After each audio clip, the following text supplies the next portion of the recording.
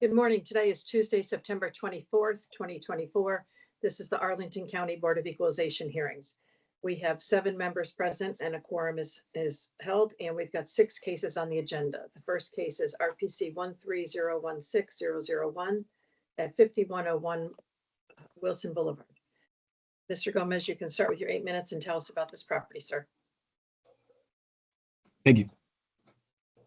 So the subject property is a 23,500 square foot Safeway built in 1973. It is on Wilson Boulevard, just down the road from North George Mason Road. The subject property received a facelift in 2021, which included just the general indoor, the deli, pharmacy, cash registers, and customer service areas, as well as the bathrooms.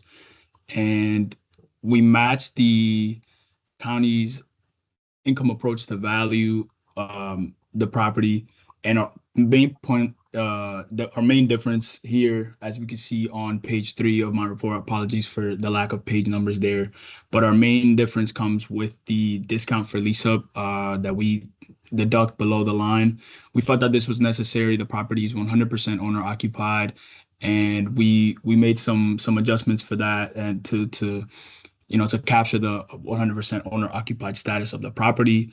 As far as the actual above the line approach, we were consistent with the county. We matched their inputs on the dot, and our main difference comes from that deduction for the owner occupied status. We have our additional support following that page, and then we have included an appraisal report that was done on May 15, 2022. I do understand that that's some time back, but the main point of including this appraisal report was to capture the fact that on page 77 of the report, where we could see their income approach, they have also taken a below the line deduction for the owner occupied status, given argument for the highest and best use analysis that the most probable buyer would be an investor. So we felt that we should include this to show that we've also taken the same approach, and these kind of deductions would have to be considered if the property were to sell in the market. And our indicated value of $5,422,500 comes right in line with the assessed value, with the value that the Cushman and Wakefield appraisal report found of $5,550,000, or $236 per square foot. But that should be all from our end. Thank you. Okay, thank you. Ms. Roskin for the county, please. Thank you, board members. Thank you, Emmanuel, for being here today. So Emmanuel has already mentioned the renovations that have occurred at this site.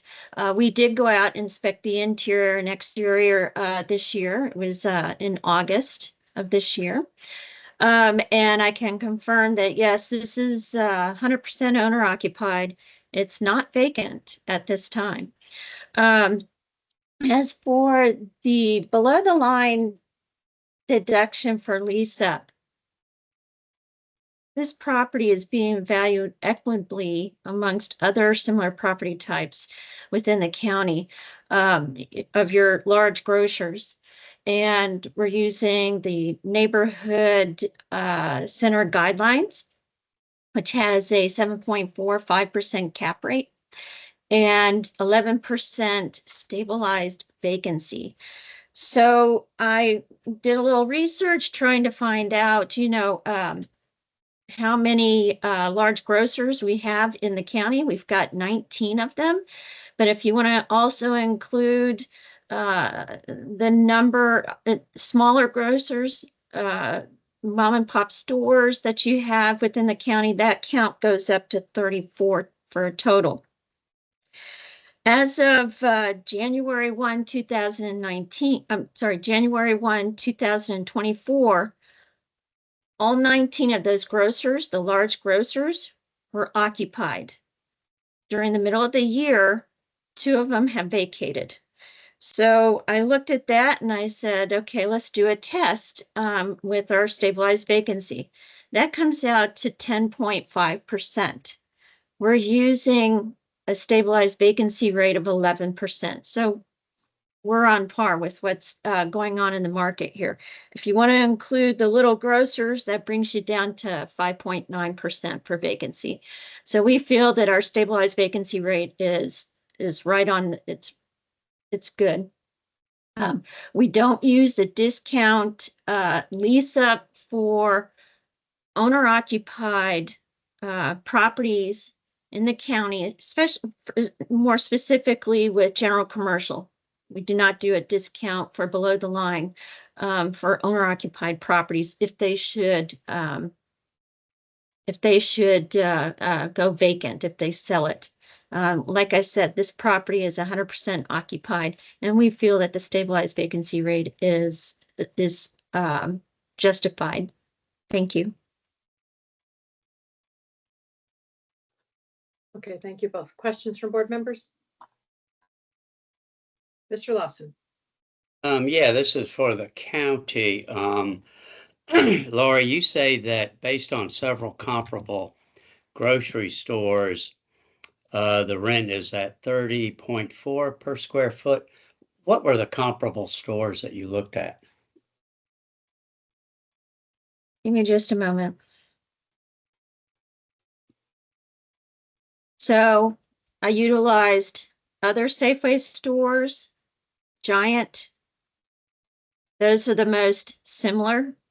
Okay. Where in the county though? Which specific stores? So there were 4 Giants, okay, that we have in the county. The one on Washington Boulevard, one on 11 South Glebe, one on 9th Road, and the one on Langston Boulevard, which vacated this year. Okay.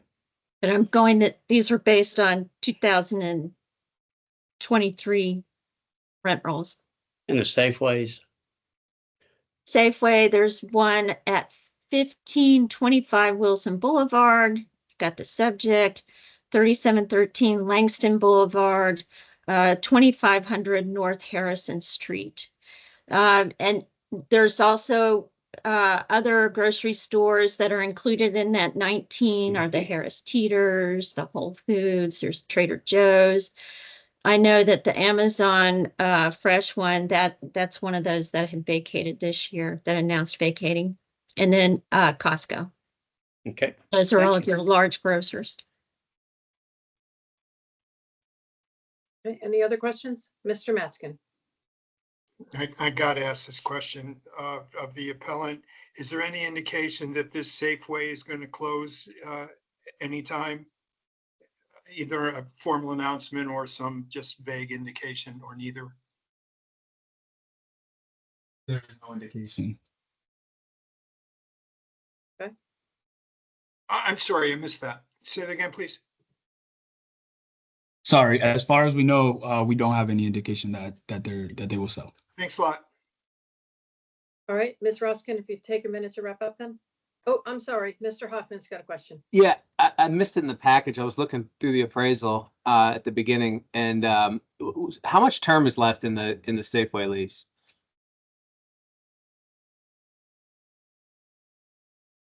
This is 100% occupied. It's owner occupied. Oh, it's owned by Safeway. Yeah, I was assuming that one element of Safeway is leasing to another element. There's Got still it. got to be a lease between We've that. got to have some sort of internal lease within the company, but I'll leave it. Yeah, it wasn't in the package. That's what I was searching for. All right, any other final questions? Okay, Ms. Roskin, if you take a minute to wrap up, please. Sure. Once again, we're using neighborhood center guidelines for this property for evaluation. And one of those measures are the stabilized vacancy rate of 11%, which I feel is well supported. As of January 1, it was 100% of the large grocers are occupied. In the middle of the year, 2 of them have vacated. Okay, but this is information going forward for next year. And we don't do a below the line discount for owner occupied properties. This, like I said, this property is 100% occupied. It is not vacant. Thank you. Okay, thank you. And Mr. Gomez, if you take a minute to wrap up, sir? Thank you. So again, just to wrap up real quick, our approach stays pretty consistent with the county as far as above the line inputs. We do appreciate Lori and her approach here. We stay consistent with her rents, vacancies, and expense ratios as well as her cap rate. The only difference here would be that below the line deduction that we take for the 100% owner occupied status, which we feel should be considered as it would be considered by a potential investor looking into this property, and we matched that below the line deduction was also considered in the appraisal report that we included in our packet, and we see on page 77 kind of the highest and best use argument as to why they implemented that below the line deduction. That's all. Thank you. Okay, thank you both. All right, it's just among the board. Mr. Lawson. Yeah, I'll go ahead and start off. You know, one of the problems that I faced with an owner-occupied business was, and the example that I'll share was Preston's Pharmacy, and it's hard to quantify or explain that you can't look to CVS and then say, okay, CVS pays this rent, therefore we're going to apply it to Preston's, because Preston's doesn't have the contacts in the industry and they don't have the wealth of products to offer. The reason I'm saying that is this Safeway is got problems, and they've tried to sell it one time to Silverberg, and he put it under contract. He went through a process, and he eventually realized he could not succeed. What the Safeway store is too small, and it doesn't have.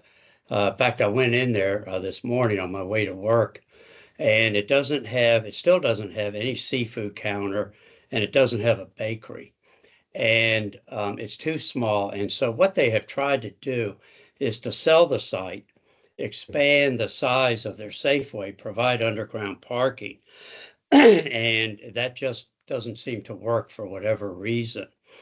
And they're competing. The other Safeway that I go to has, you know, the bakery, has a small seafood.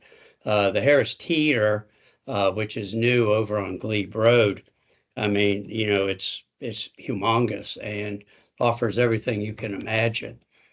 And I think Safeway, this Safeway, I don't think is even making money. It's kind of a suburban Safeway, and it's not in a densely populated area. And so I thought about, you know, so how do I take this fact that it's not as good as the other grocery stores?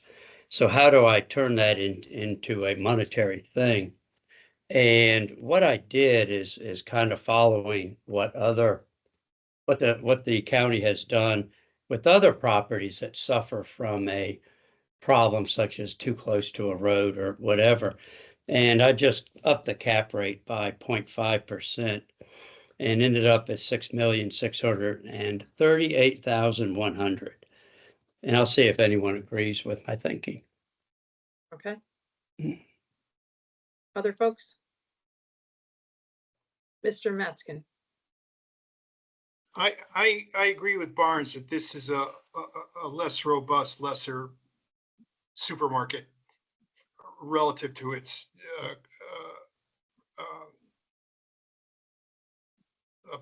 opponents. Competitors. Its competition in the county. I was thinking about reducing the one size fits all rent because of it.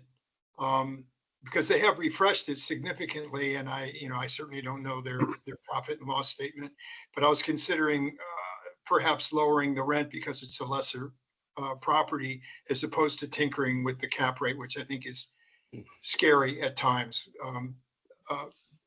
On the other hand, it has a significant benefit of always having the highest vacancy rate guideline applied to it when it's never vacant. So given that no time soon are they moving out, sure, maybe there's a better, higher and best use, but nobody's done anything about anything. I can't imagine changing anything based on what I just shared. Yeah, I would agree. you know, I think from a standpoint, I mean, and the appellant's agreeing with the numbers that we use for income and vacancy and whatnot. So I have a problem just adjusting for it because it's not as nice. I think the income is reflective of that. You can pull in, there's parking, it's easy parking. You know, I mean, again, it's a business decision. They could remodel the store, they could go up 2 stories, they could expand out, they could do a lot of things. I mean, the real estate itself is, you know, worth a nice chunk of change. So I don't have a problem as is without an adjustment below the line. Mr. Hoffman? I kind of agree with you, Mary, and just backing into a number for a 2.37 acre commercial site on Wilson Boulevard, fronting it, and it's like if you took that 7.3 cap rate and used the county's assessed value, it's like, can you get $500,000 in ground rent for that site? And I think you could do that with a single pad site, Mhm. right? Like you'd probably get 2 pad sites on that land. So I think it may be underutilized, but it's probably valued correctly. Mr. Yates? Yeah, I think the county did the best they could. I found the 11% an interesting concept based on really using all the grocery stores in our market. It's 100%, and the appellant has not challenged the revenue. So I saw no way that I could come to something that just said, because it might be vacant someday. I understand that it may not be utilized to the level it should be, but I don't find any argument. All right, Mr. Lawson? Yeah, the only thing I would share is a number of people have looked at this site. It's zone C1, it's not C2. And you just don't have the number of options in C1 that you do C2. And if the store were to expand, it would have to add parking. And so it can't add parking unless it goes underground, which currently is uneconomical. So it's kind of stuck where it is. You know, that parking lot is used by all the businesses that surround it. And very few people actually park there and go into the Safeway. So anyhow, with that, I'll be quiet. That McDonald's is C1 on the corner. How did they get that there? Could you do a McDonald's? I mean, could you do a Burger King there? I think it's grandfathered because it has Okay. that drive-through. Yeah, I mean, everything And- in the little center next to it, including the McDonald's pad site, is all C1. So Yeah. You could do something like is across the street. That what is Pizza it place? now? Workout place, I think.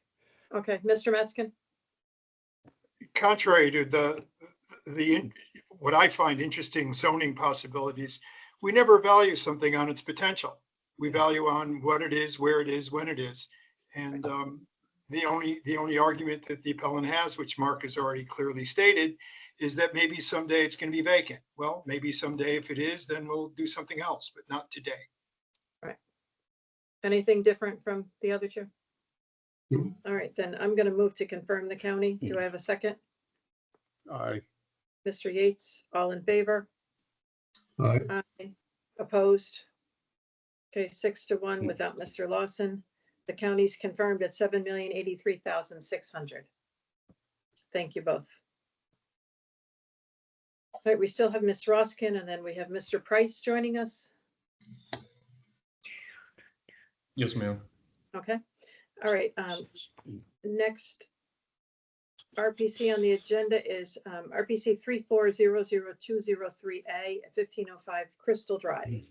Mr. Price, you can start with your 8 minutes and tell us about this property. Yes, ma'am. So at this time, we would like to withdraw this appeal. And we also sent in notice last week to withdraw BOE numbers 68 and 69, which are the. Yeah, we have those. Okay. Yes, ma'am. All right, so you want to withdraw this? I assume no objection, Ms. Roskin? Okay, I will move to accept the withdrawal. Do I have a second? Mr. Matskin, all in favor? Aye. Aye, opposed? Okay. That is unanimous to withdraw case number 76. The next case is RPC 1803821. As Mr. Price indicated, they've asked to withdraw that. I assume no objection. No objections. Okay, I'll move to accept the withdrawal. Do I have a second? Mr. Lawson, all in favor? Aye. Opposed? Okay, that's unanimous. Case number 68 is withdrawn. And finally, RPC 180380025 is asked to withdraw. I assume Ms. Shuttlesworth, no objection. No objections. Okay, I'll move to accept the withdrawal. Do I have a second? Mr. Lawson again, all in favor? Aye. Opposed? Okay, unanimous. All three cases have been withdrawn from the agenda. Thank you, Mr. Price. No problem. Thank you. All right, next we have, we're losing Ms. Ruskin. We've got Ms. Shuttlesworth and Mr. Mayor. Here we go. Okay. Next case on the agenda is RPC 2300402A at 4301 Columbia Pike. Mr. Mayor, you can start with your 8 minutes and tell us about this property, sir. Yeah, quick question. I have two cases and I submitted almost the exact same information. Could I please have a little longer on the first case? And I promise the second case will be extremely brief. Okay, do you need 2 minutes extra? I mean, 10 minutes? Well, I would say, you know, maybe instead of 8, give me 12 and hopefully I Okay. finish in 10, you know, something All like that. All right, All cool. right, just Thank you wanna very make much. sure- So Rosa sets the timer right and doesn't interrupt you. So, okay, so why don't we go with 12 minutes, Rosa, on that? Yes, ma'am. Okay, perfect. Okay. Go ahead, Mr. Mayor. Thank you. Okay, so my name is Danny Mayer. I'm with UDR. We're a national apartment REIT. We have properties in every metro area in the country. All we do is we buy, sell, manage, and we develop apartments. We're a major market participant, and we only buy, sell, develop institutional grade apartments. I'm rarely at your board. I think the last time I was at your board was maybe 10 plus years ago. We're just not a frequent filer. So the property in question is a 219 unit apartment building built in the early 60s and was updated in 2008. It's located 4301 Columbia Pike. My NOI and the county's NOI estimate we're like less than $11,000 apart. So I'm not even gonna spend any time on NOI. This is solely a cap rate issue. If you go to my report, which would be page 79 of 109.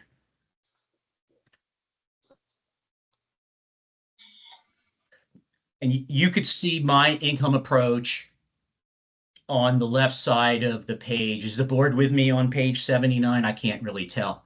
Mhm.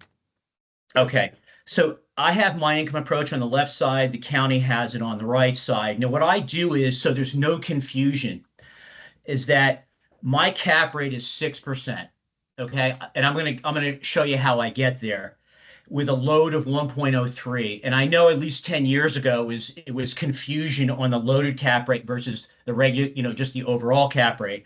So I'm appealing the 6%. I wish the county, and I think I mentioned this many years ago, I wish the county on their guidelines as well as their presentation, they would separate it out. I think it would save a lot on people, you know, or misrepresenting the loaded versus the overall. I think it'd just be simpler to understand.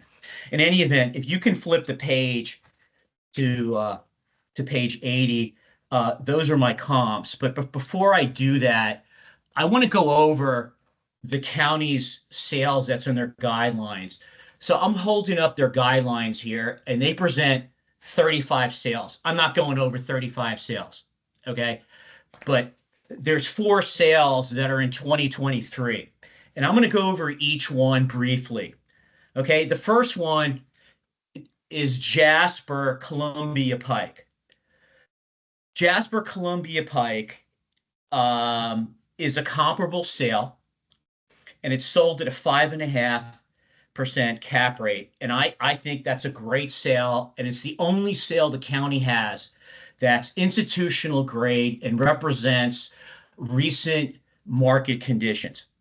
The second sale the county presents is Arlington Financial Center. I'm not sure if this is a misprint or what, but that was a land sale. It's a land sale. It sold at $11 million. I'm not sure why it's there, but obviously a land sale is not comparable to institutional grade apartments. The third one is Fern Gardens, sold for $5.5 million, has 30 units, built in 1962. Clearly not an institutional grade property, clearly not comparable to the subject property. A company like mine who buys and sells institutional grade apartments is not even going to look at this property. Okay.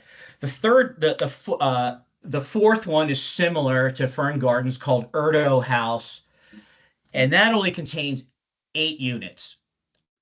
Clearly not comparable to the subject property. I'm not going to go over the other 31 comps for all kinds of reasons, mostly due to that cap rates have significantly increased from 22 to 23. You can see as evidenced by the Treasury bill, the 10-year Treasury bill, which is the benchmark comparing to cap rates, that went up tremendously over that year or two. The county also has evidence in the very back of their guidelines of surveys that they used, but they didn't present the surveys. They just tell you what they are. There's nothing attached to this, so I had to acquire the surveys to figure out what's going on. But they used a survey called RERC, which shows the first tier, basically Class A apartments in the DC metro area. And that shows a cap rate of 5.6% for Q4 23 and a 5.4% for Q3 23, which really doesn't support their cap rate.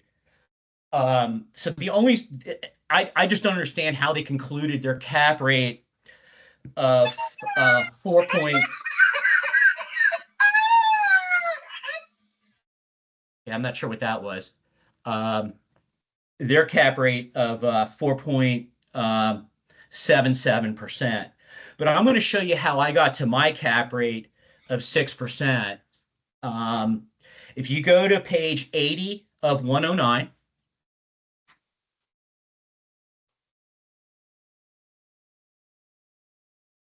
I present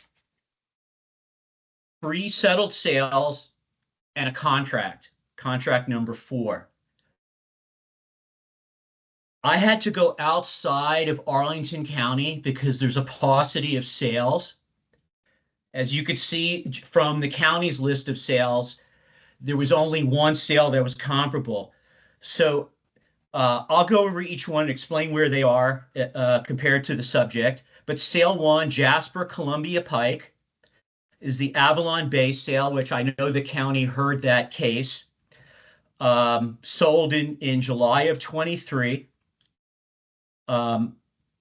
Built in 2007, clearly an institutional grade property, and sold at a 5.5% cap rate. I'm at 6% because this sale is superior to mine. It's mostly because it's much newer. What's interesting is that the county had originally had it at 113% assessment to sale price ratio, but it appears that the board reduced it to the sale price, indicating a 5.5% cap rate. I confirmed that sale with the broker and the seller, as well as CoStar. The second sale is not even in the state, it's in Bethesda. It's in the metro area. It's 4710 Elm Street. The reason I put the Elm in Bethesda is because this property is located adjacent to the Bethesda metro. I've seen this, many of your faces are familiar to me, and I know you've lived in this area for a long time. Bethesda is the premier market in the metro area. It's a better location than the subject property or any property in Arlington. That sold at a 5.5% cap rate. And that was also confirmed with a party to the transaction. Sale 3, Mission Lofts, is located on Columbia Pike, and it's located just over the Arlington County border in Fairfax. That sold at a 5.4% cap rate. And that was built in 2020, and that was actually an office conversion. Now, contract 4, I sold it. I sold contract 4. I don't think you've heard the case yet, but it's Crescent Falls Church. It was built in 2010, clearly an institutional grade property. It contracted November 21st of 23 for $100 million, and it subsequently sold in February. I called the county up. I called them up in the fall, and I said, hey, your 23 assessment is way too high. Please consider this under contract. The money is hard. The deposit was hard. And we're selling it at 5.8% cap rate. So not only did the county ignore me, they actually raised the assessment from 23 to 24. And I told that person, I said, you're going to be way off on your cap rate. And I was told that, well, we're going up 10 points and we're done. And I said, you're going to have appeal after appeal, and the Arlington County Board of Supervisors are going to set the rate. And I said, you're going to have a major problem here. Well, they never made any changes at all. And you can see that it's assessed at 120% assessment to sell price ratio. Now, I understand it didn't settle. I have it as a comp 4. But again, the money was hard, and I gave the county a heads up. In addition, I looked at the CBRE multifamily cap rate survey, which is the best survey in the area. Why?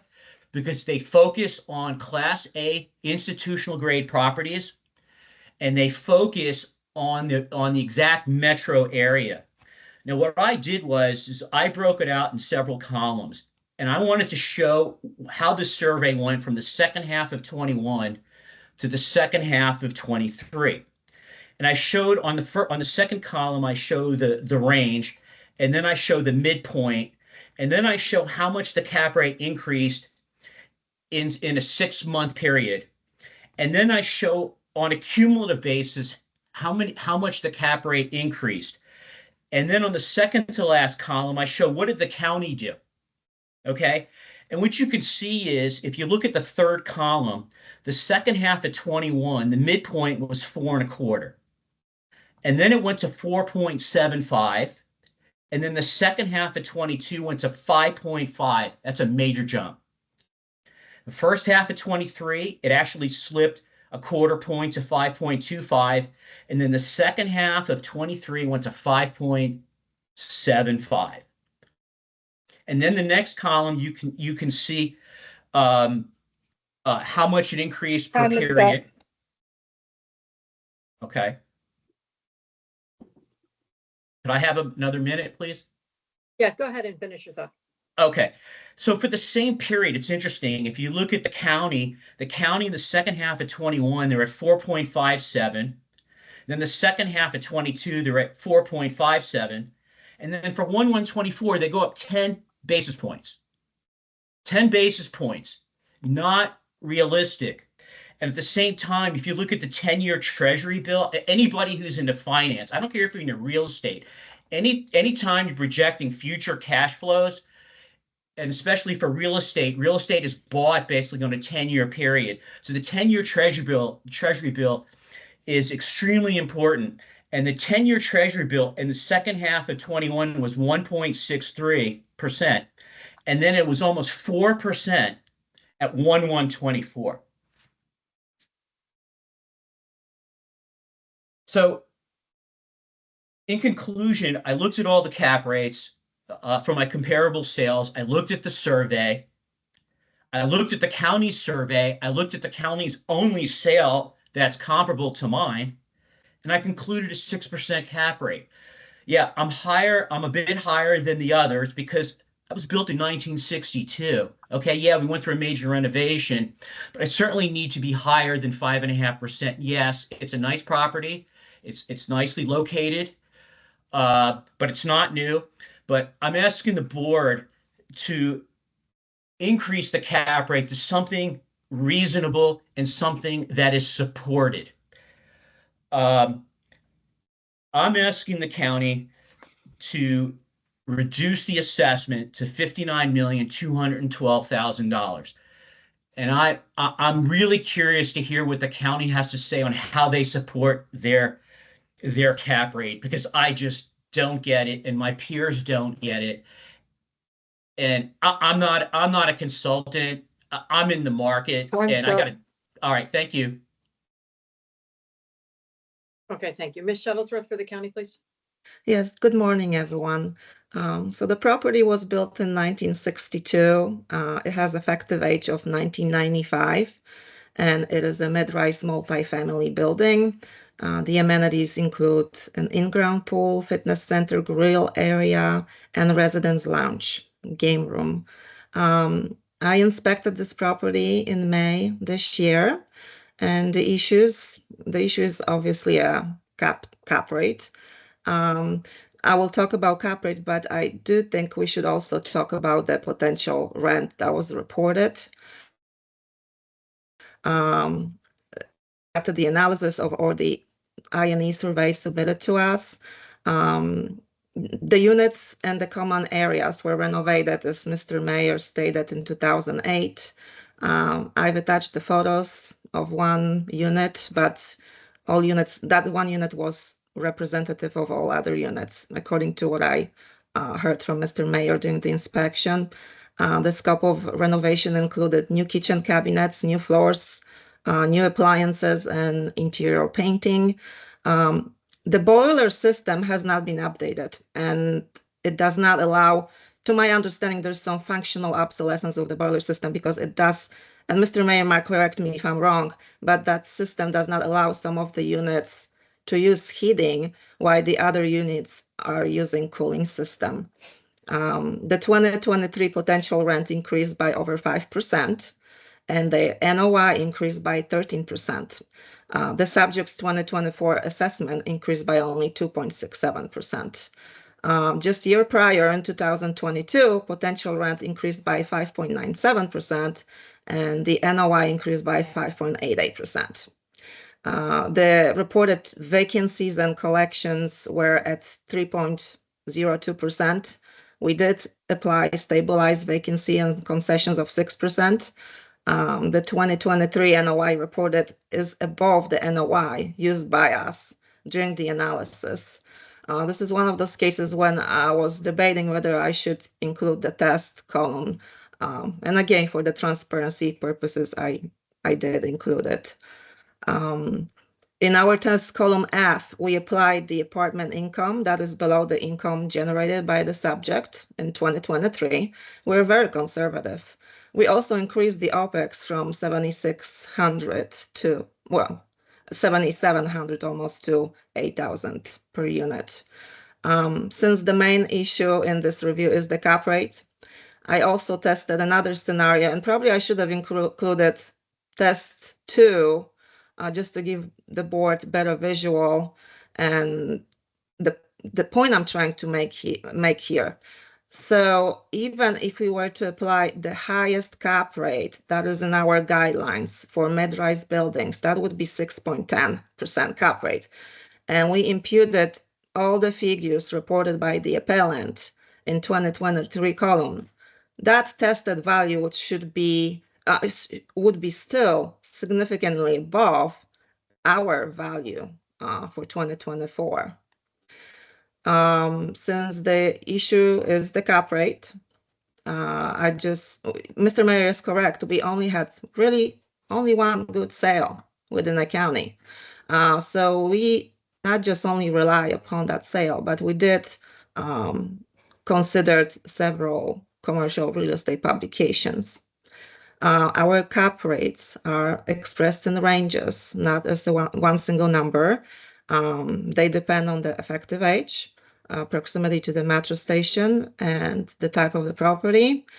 Our unloaded cap rates ranged from 4.24% to 5.09%, and loaded cap rates range from 5.25% to 6.10%.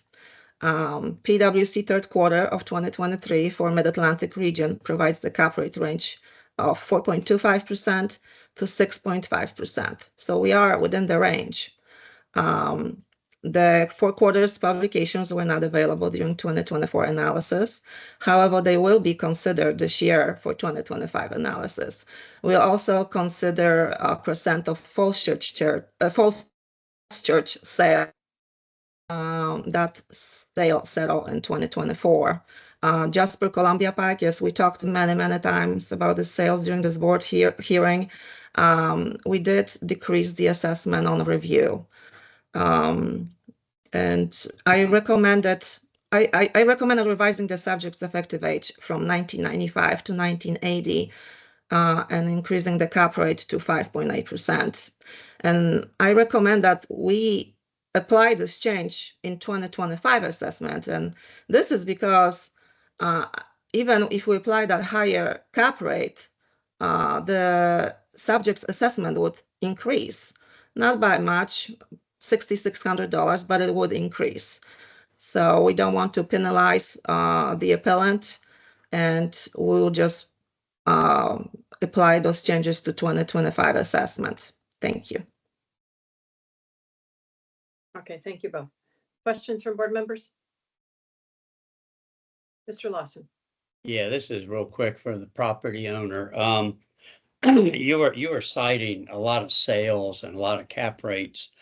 In order to make them equal, don't you have to add 0.5% to the cap rate to make it comparable to the way the county establishes cap rates? No. Again, because I showed you a my income capitalization approach. I broke it out. I broke it out by the real cap rate with the market sees like everybody else. And then I showed the load, the 1% plus to get to the loaded cap rate. So this has been a confusion for like ever with the board and the county simply doesn't bifurcate the rates where I did. So actually you wouldn't add 0.5, you would add the 1.03 to it.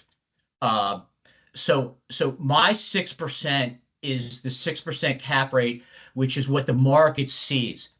Now, the only reason the county adds that tax rate is because we're solving for taxes. Algebraically, you would get to the same answer if you deducted the indicated taxes as a line item expense, but we don't because we're solving for taxes.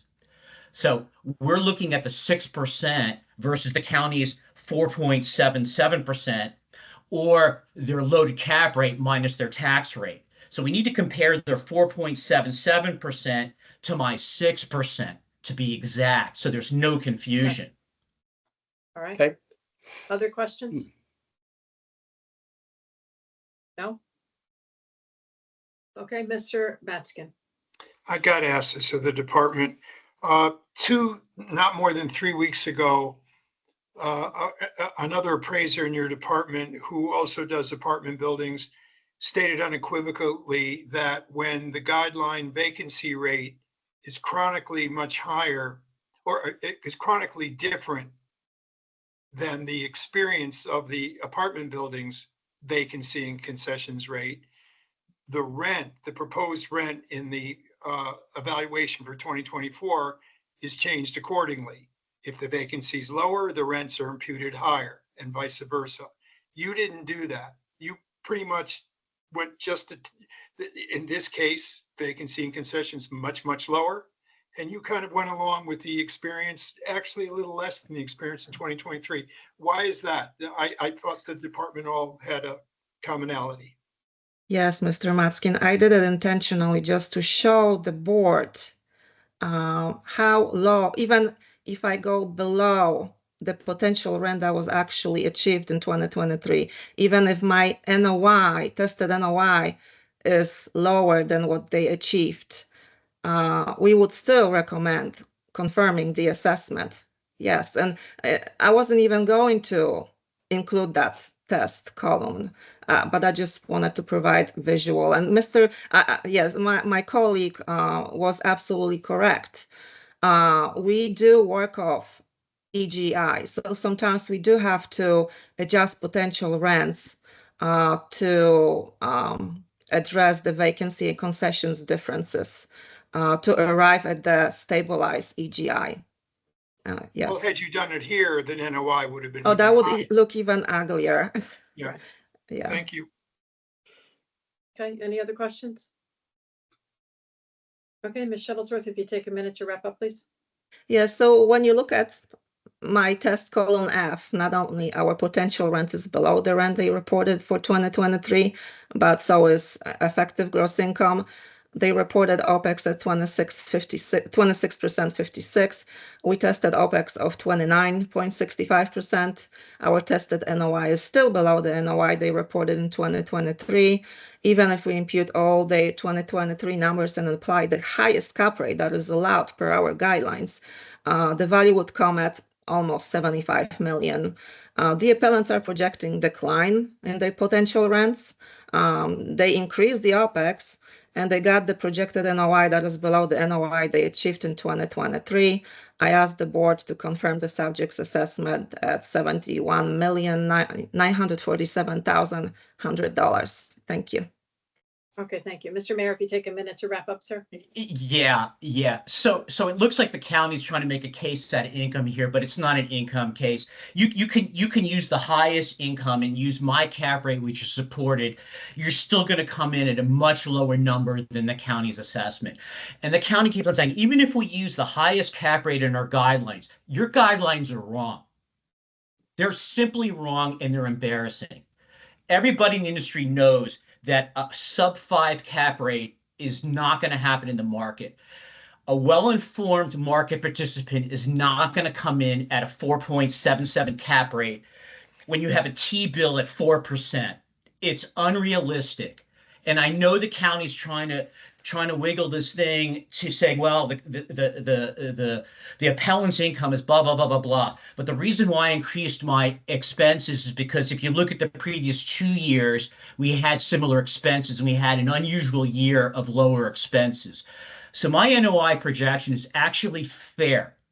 It's fair and it's supported. Again, the issue is cap rate, and the county's trying to twist it. They're trying to twist it because of their guidelines. Their guidelines are broken, and I'm asking the county or the board to realize that. Thank you. All right, thank you both. Okay, it's just among the board. Where are folks on this? Mr. Hoffman. I mean, I agree that Jasper's probably the best comp available. Some of those ones that are 9 units or whatever are just data that should be thrown out in the analysis.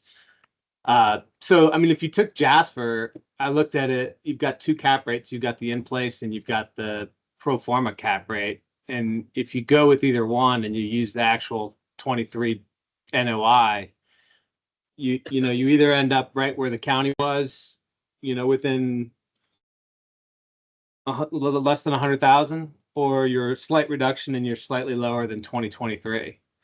So, I mean, I think probably closer to 23's value would be fair, but I came up with the 70,021,200 number just based on using the 5.5 cap and 23 in place, actual NOI. All right, other folks? Mr. Matskin? We, of course, have heard this repeatedly, what the cap rates are too low from a variety of appellants. And we have heard the defense oftentimes in response from the department. And the department's response reasonably is that we look at the big reviewers of cap rates and sales and associated cap rates around here, and we're within that range. We're not below them. We're, and it's all fine. Most appellants, when arguing the cap rate is too low, add 150, 200 basis points. This is just a sticking point for me, and I'm probably not going to come to a solid conclusion. In fact, I'm confident I won't. This appellant's asking only 50 basis points, given that there's only one. Go away. Given that there's only one really solid comp, the Jasper, I can't include the one in Montgomery County. Things are just too different in Maryland, although it's a superior location in the metro area than this one.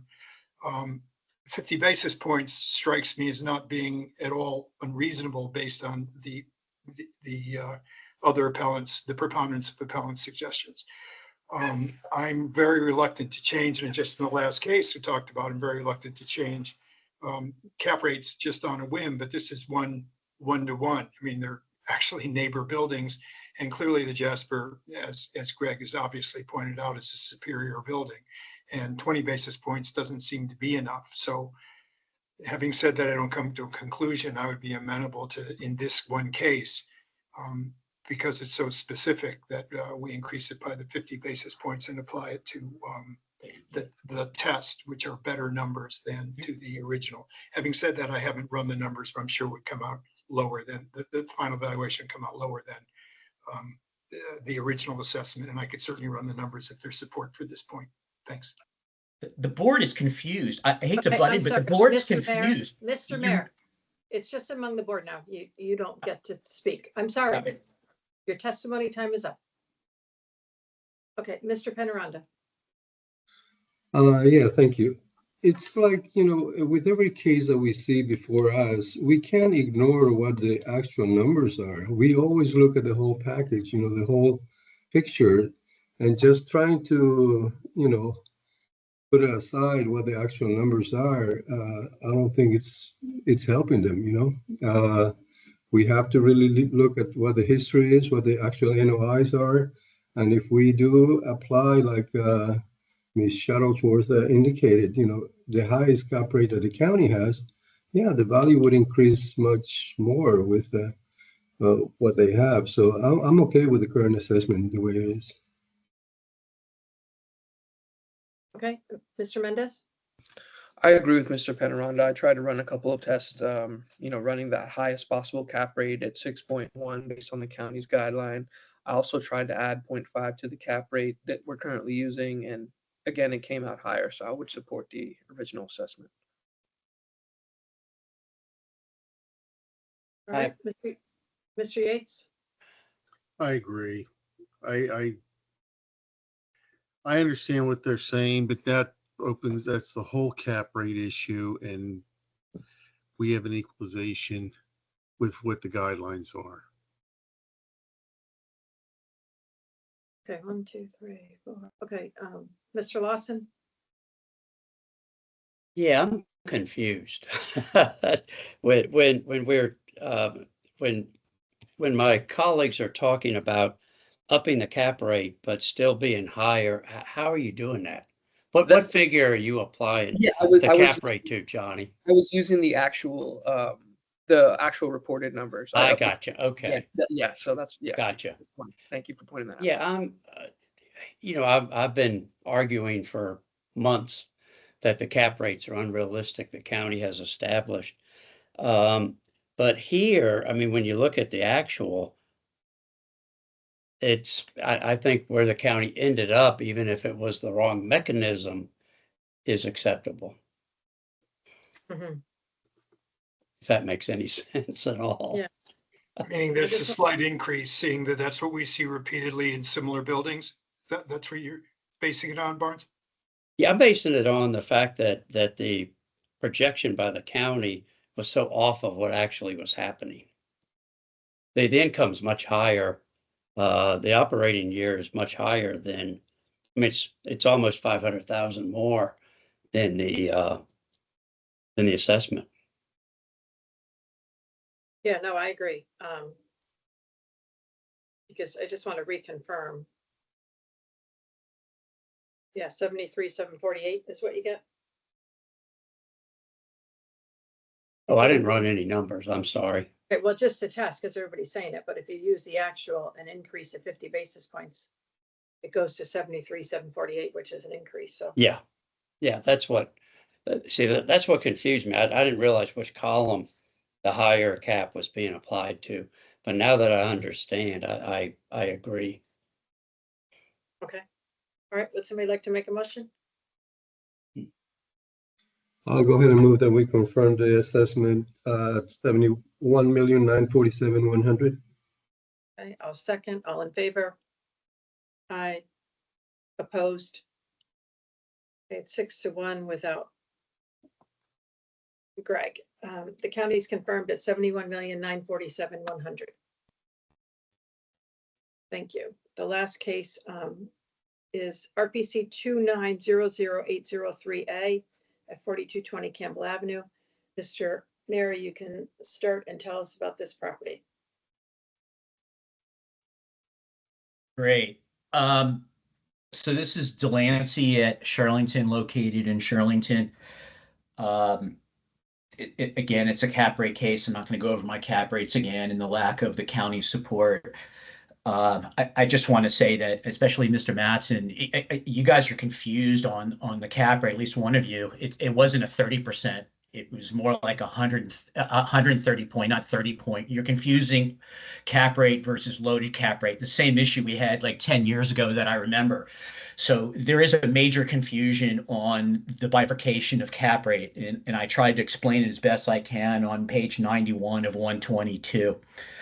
I ask you to treat me the same way as you did with the Avalon Bay sale. You reduce them to the sale price, indicating a 5.5% cap rate. This is much more similar to the Avalon Bay sale.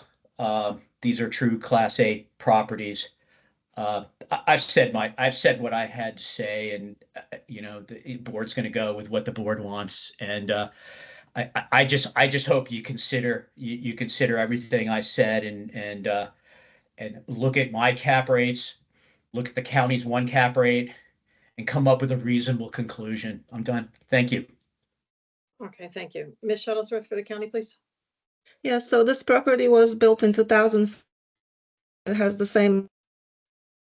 The subject property is a high-rise multifamily building with 241 residential units and 37,564 square feet of retail. The amenities include fitness center, in-ground pool, concierge, and storage. I did inspect this property as well in May this year. And again, the issue is the cap rate. We did the analysis. We looked at all the I&E surveys submitted to us. And the subject's 2024 assessment increased by over 7%, and the NOI increased by only 6.10%. So I thought that was a little bit aggressive. The apartment potential rent used in our analysis was overstated, according to the recent financial surveys submitted to us. And it cannot be supported by the actual rent provided by the appellants. The OPEX used in our 2024 analysis was overstated as well. The retail space is occupied by Harris Teeter on a 99-year ground lease set to expire in 2107. The monthly income derived from the retail space is $31,262. We utilized that exact rate in our projections. The total pass-through generated from the retail is $120,000. Our cumulative revised EGI in column F1 is slightly below the EGI reported by the appellants in our 2023 assessment. Our revised NOI is also slightly below the 2023 numbers. The assessment, and this is because the assessment increased by 7%. With that proposed reduction, the 2024 assessment will increase by less than 5%. And again, with the cap rates, we expressed our cap rates in ranges, and they depend on the effective age, the location, proximity from the metro, and the type of the property. that are supported by third quarter of PwC publication. And that would be it. I'm open for questions. Thank you. Okay, thank you both. Questions from board members? No questions? All right, any final comments, Ms. Shuttlesworth? Yeah, so our proposed cumulative EGI and NOI in column F1 are slightly below the numbers they've generated in 2023. Again, I believe the 7% increase was a little bit too aggressive. The 2023 reported vacancies and collections are below our stabilized vacancies and collections. And with that being said, I ask the board to confirm our revised assessment of $104,915,800, $915,800. I'm sorry. Okay, thank you. Mr. Mayor, if you take a minute to wrap up, sir. Yeah, so if you look at my sale one, right, Jasper Columbia Pike, original assessment 113% of sale price. If you look at contract 4, 120% of sale price. Those are the only two sales in the county. That paints a picture right there. I kindly ask the board to look. You can look at any income you want, my actual income or whatever, and use the 5.5% like you did with Avalon Bay and consider your calculations that way. Thank you. Okay, thank you both. It's among the board members now. Where are folks on this one? Mr. Matzkin. I didn't ask the question on purpose of the department, but I was surprised a newer, taller building, meaning newer and taller being safer and lower cap rates, was higher than the last case, 5.6% in this case versus 5.5. So having very moderately supported a raised cap rate in the last case suggested that I would support it, but found that and all of us are confused that we're for somehow loading and unloading when I made a simple statement that I agreed with the appellant, six cap and not 5.5. In this case, I don't see the reason for an increase. It's already there.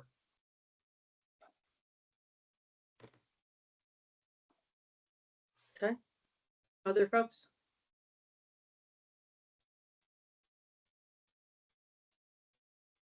Mr. Lawson?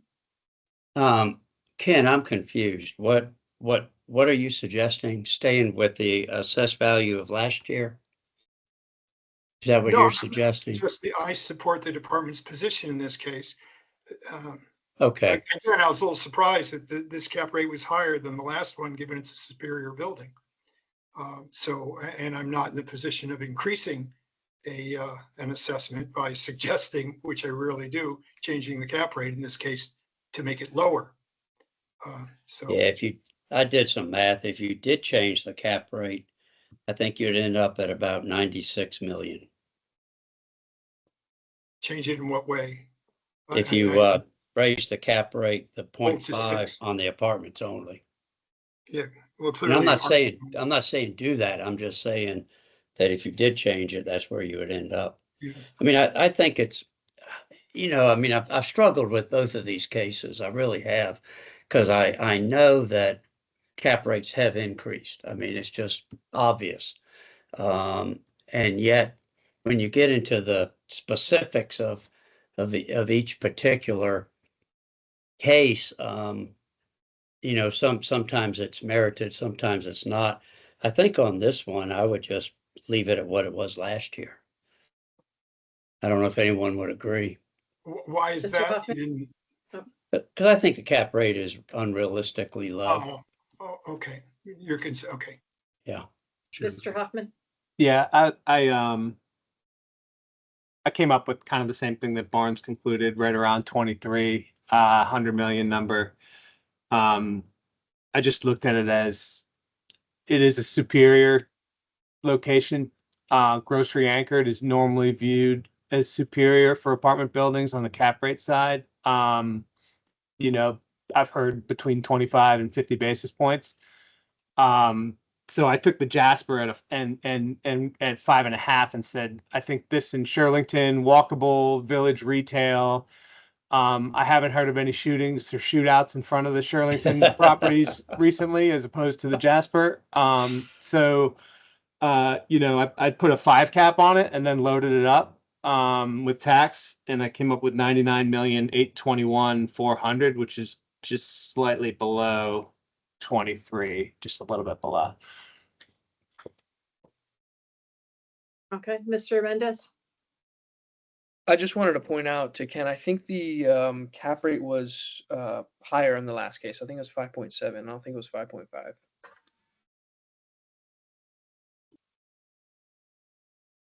You're quite right. The Jasper is 5.5. Good, thank you. Okay, Mr. Penaranda? Again, I'm okay with the assessment the way it was revised. I think the original assessment was a bit aggressive, but again, I think we have to look at all the numbers, and I prefer to look at both different cap rates like the county's using for retail and apartments. And I mean, even if you blend it, it comes to almost the same cap rate that the appellant has. So I rather have numbers that are more realistic based on everything, income, expenses, vacancies, and everything. And for purposes of equalizing with everything else we've done, I think I'm in support of revising the assessment to the lower number that the county has. Mr. Matskin? I support that. There was Jose's rationale last case, and that's why I voted in favor last case. Just wanted to address, Greg, what you said is true about a quality retailer being the bottom of an apartment building. But the Jasper, of course, has quality retailers too, and over time they're getting more quality and they're getting fewer spaces. They used to be broken up to donuts and pharmaceuticals and all kinds of stuff. So I didn't think that they were so disparate, this case and the Jasper, that they're much closer. That's all, not a big deal. All right, Mr. Yates, where are you? I understand what the appellant's arguing concerning the cap, but I think the property, and given the value history, I think the county's correct. On the revised number. Yes. Okay, I believe then there are enough votes to do that. So would somebody like to make a motion? Again, I'll go ahead and move that we reduce the assessment on this economic unit to 104,915,800 based on the revised test. Okay, is there a second? Mr. Mendez is a second. All in favor? Aye. Opposed? Okay, it's 5-2. That's without Mr. Hoffman and Mr. Lawson. The county's revised number of 104,915,800 has been confirmed. Thank you both. Thank you, board. Thank you, Mr. Mayor. Okay, does anybody have any other business before us? No? Okay, then we will stand adjourned at 10:09. Reconvene tomorrow morning, Wednesday, September 25th, 9 a.m. in person for board members. We'll see everybody then. Thank you.